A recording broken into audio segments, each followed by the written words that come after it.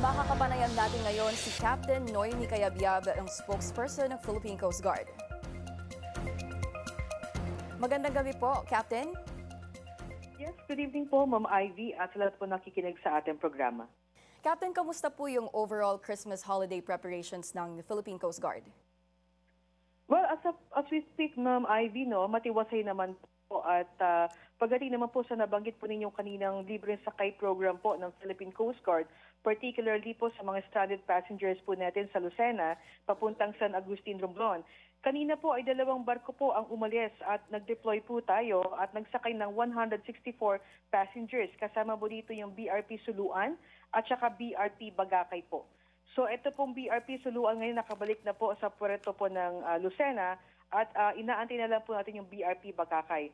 And for the whole security and safety measures naman po, as we speak, Ma'am Ivy, ay wala naman po tayong tatanggap ng mga unusual incident at ang kagandahan lang po natin ngayon is yung cooperation po ng ating mga kababayan sa mga lokal na direktiba po natin. Mabuti naman po at walang unusual incidents, ano? Pero kamakailan ay nag-deploy ang PCG ng 2 vessels sa Port of Lucena. Ano po yung sitwasyon ng mga pasaherong stranded doon? Kahapon po, nakatanggap po tayo ng report na medyo marami po ang stranded na pasahero sa Port of Lucena. Kaya nakatanggap rin po tayo ng direktiba sa ating Pangulo, kasama po ang Secretary of Transportation.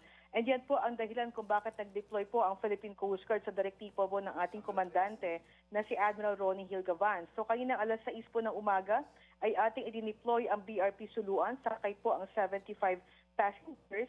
At ng alas 8 naman po ng umaga ay umalis din po ang BRP Bagakay. Lula naman po ang 89 na pasahero with a total of 164 passengers. So nabanggit ko po kanina, ito po ay nakarating na rin po sa pantalan po ng San Agustin at pabalik na rin po ngayon sa puerto po ng Lucena. Kamusta naman po yung sitwasyon ng ibang pantalan gaya ng Port of Batangas at dito sa Manila?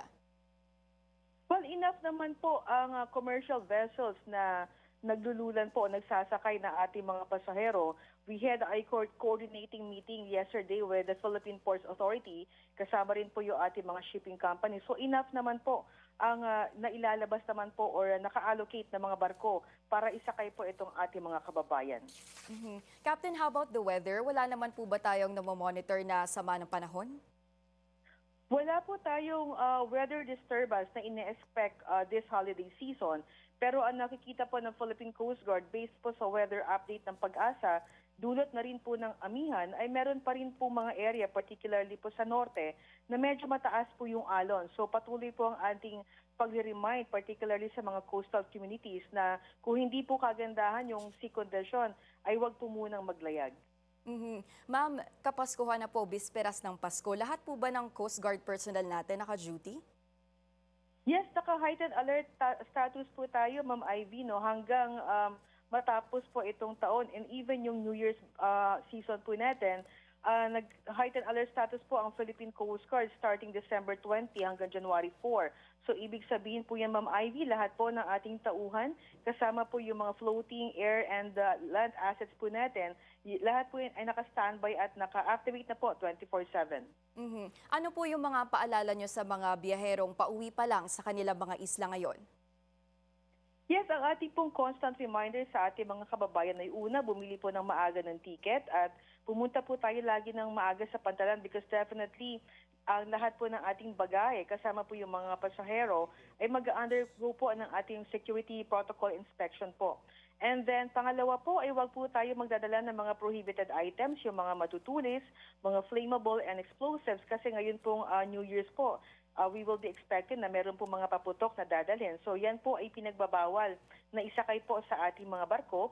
And of course, yung mga sasakay naman po ng mga motor bangkas or motor boats, palagi po tayong sumunod sa mga lokal na direktiba ng ating Philippine Coast Guard, particularly sa pagsusuot po ng ating mga life jackets. And of course, sa mga nakainom po, no, kasi last year, Ma'am Ivy, ang nakita po nating reason for the drowning incident is yung mga nakainom po na mga kababayan po natin and then nag-engage po into water activities that cause yung mga insidente po sa ating karagatan. So, iwasan po natin mag-engage into water activities or lumangoy kung tayo po ay nakainom ng alak at palagi po nating titingnan yung ating mga anak para maiwasan po yung anumang insidente. Ayan, paalala ng Philippine Coast Guard, hinay-hinay muna sa celebration. Thank you for your service, PCG. That's Captain Kayabyab. Thank you po, ma'am, and good evening po.